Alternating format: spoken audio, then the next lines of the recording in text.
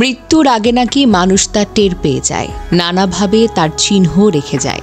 আজ দুপুরে রাজধানীর ফার্মগেট এলাকায় মেট্রো রেলের পিলারের বিয়ারিং প্যাড খুলে পড়ে নিহত পথচারী CM আজাদ আবুল কালামের ওপর। মৃত্যুর 16 ঘন্টা আগে তার ফেসবুকে তিনি লিখেছিলেন, ইচ্ছে তো অনেক কিছু, আপাতত যদি জীবন থেকে পালিয়ে যেতে পারতাম।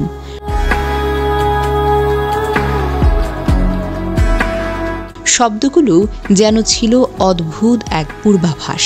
নিজের অজান্তেই হয়তো লিখে ফেলেছিলেন নিজের জীবনের শেষ বাক্যটুকু। বিজ্ঞান বলে, যখন আমাদের শরীরটা শেষের দিকে যায়, দেহ নিজেই বুঝে ফেলে সে আর হয়তো বাঁচবে না। হৃদয় ও মস্তিষ্ক সেই সংকেত আগেই পাঠিয়ে দেয়। হয়তো CM আজাদও তা টের পেয়েছেন, তাই হয়তো সেই স্ট্যাটাস, তাই হয়তো সেই অস্থিরতা, যেন কেউ ভেতরে ভেতরে জানছিলেন সময়টা এসে গেছে। জীবন কখন থেমে যাবে কেউ জানে না, কিন্তু মৃত্যু ঠিকই জানে কখন কার দরজায় যে কড়া নাড়তে হয়। স্বজনদের আহাজারিতে ভারী হয়েছে ঢাকার সোহরাওয়ার্দী মেডিকেলের পরিবেশ। 36 বছর বয়সী কালামের স্ত্রী আইরিন আক্তার পিয়া রোববার বিকেলে মর্গের সামনে বারবার মূর্ছা যাচ্ছিলেন। এক ছেলেকে কোলে নিয়ে তিনি বারবার বলেন, আজকে আমি বিদায় নিতে চাইনি, দরজা লাগাতেও যাইনি, আমার বাচ্চাদের কি হবে। এদিন বেলা 12:30টার দিকে ঢাকার ফার্মগেট এলাকায় মেট্রো লাইনের বিয়ারিং প্যাড খুলে পড়ে 36 বছর বয়সী আবুল কালামের মৃত্যু হয়। তিনি শরীয়তপুরের নড়িয়া উপজেলার ঈশ্বরকাঠি এলাকায় জলিল চোকদারের ছেলে। নিহতের ভাগ্নে শাহাদাত মর্গের সামনে বলেন, নিহত আবুল কালাম জগন্নাথ বিশ্ববিদ্যালয় থেকে পড়াশোনা শেষে ট্রাভেল এজেন্সির পরিচালনা করতেন। পরিবার নিয়ে থাকতেন নারায়ণগঞ্জে। ব্যবসায়িক কাজে নিয়মিত ফার্মগেট এলাকায় যাতায়াত করতেন। তার ছেলে আবদুল্লার বয়স এখন 5 বছর, মেয়ে সুমাইয়া আক্তারের বয়স 3 বছর। এ সময় উপদেষ্টা ফাউজুল বলেন, দেখেন, একজন মানুষের জীবনের দাম তো আমরা কখনো টাকা দিয়ে দিতে পারবো না। কোনো কিছু দিয়ে আসলে মানুষের জীবনের মূল্যকে নির্ধারণ করা যায় না। তবে আপনাদের যেন চলতে কোনো সমস্যা না হয়, বাচ্চারা যেন ঠিকমতো পড়াশোনা করতে পারে, সেই ব্যবস্থাটুকু আমরা করতে পারি।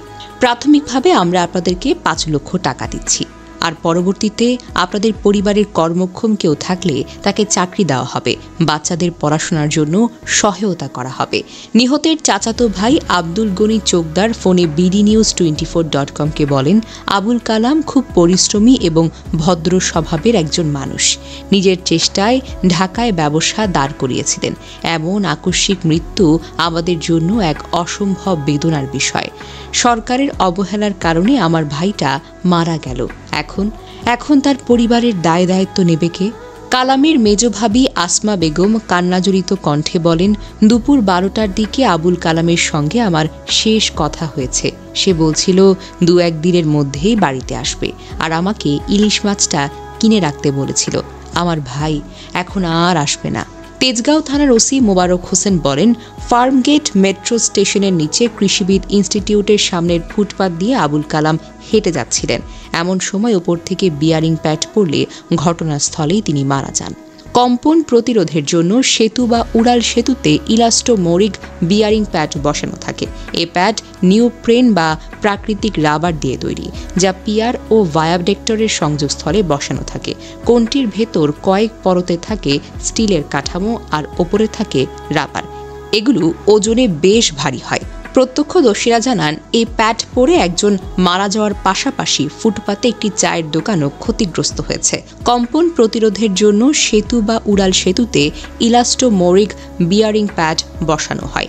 এই প্যাডগুলো নিউপ্রেন বা প্রাকৃতিক রাবার দিয়ে তৈরি, যা পিয়ার ও ভায়াডাক্টের সংযোগস্থলে বসানো হয়। কোণটির ভেতর কয়েক পরতে থাকে স্টিলের কাঠামো, আর ওপরে থাকে রাবার। এগুলো ওজনে অনেকটাই ভারী হয়।